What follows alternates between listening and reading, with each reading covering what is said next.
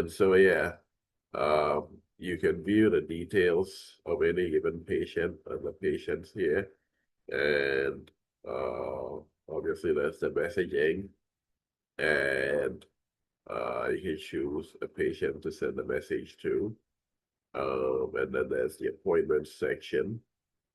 Um, so yeah, doctors can book appointments with their patients on the mobile app.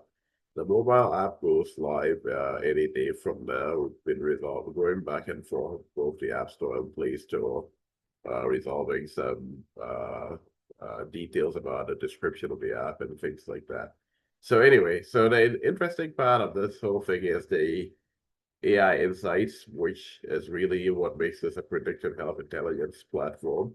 So when the doctor comes to the AI insights section, they can see patients on their watch list, those who are worsening, any common risk signals.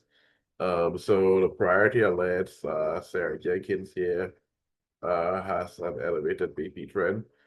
So this is obviously using test data, but we're going to, for any given doctor we onboard, we're going to start with a clean slate so they can onboard their patients and connect with them on the mobile app, and they can get permission to view the patient's data if the patient approves them. So yeah, if I click on view patient here, I can see more details about this patient. And so, yeah, the insight on this patient is persistent systolic drift. So, yeah, the AI comes up with different information, different insights based on uh, the patient's data from the mobile app. And we get um, confidence of this confidence level of this insight is 0.82.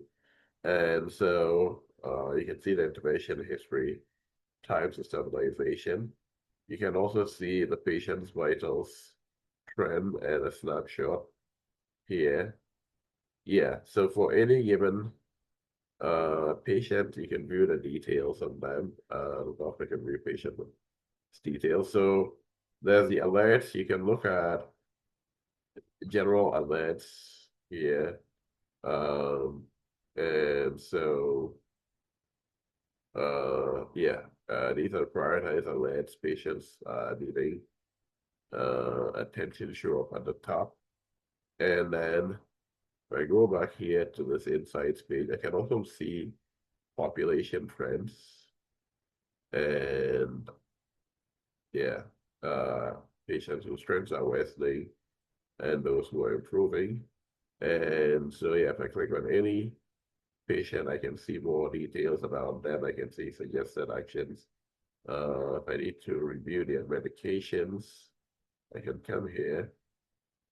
Uh, and yeah, I can contact the patient or schedule a follow-up.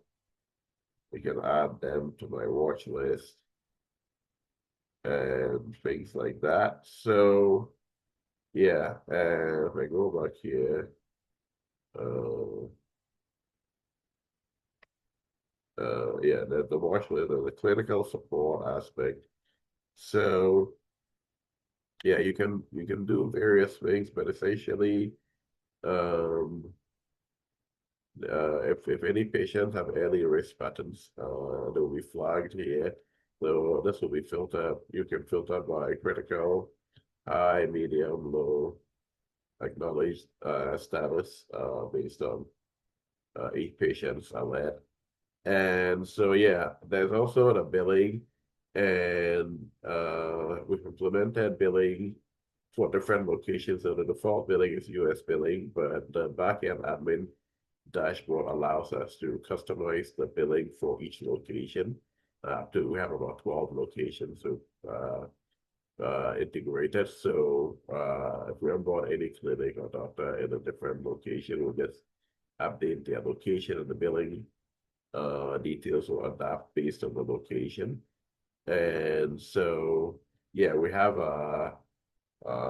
payment methods integrated so that this is for payment of the subscriptions that we charge. The doctors will be processing their own patients' bills through their medical tutors and whoever is assisting them with claiming for from insurance based on the location. So we just bill them for using the platform.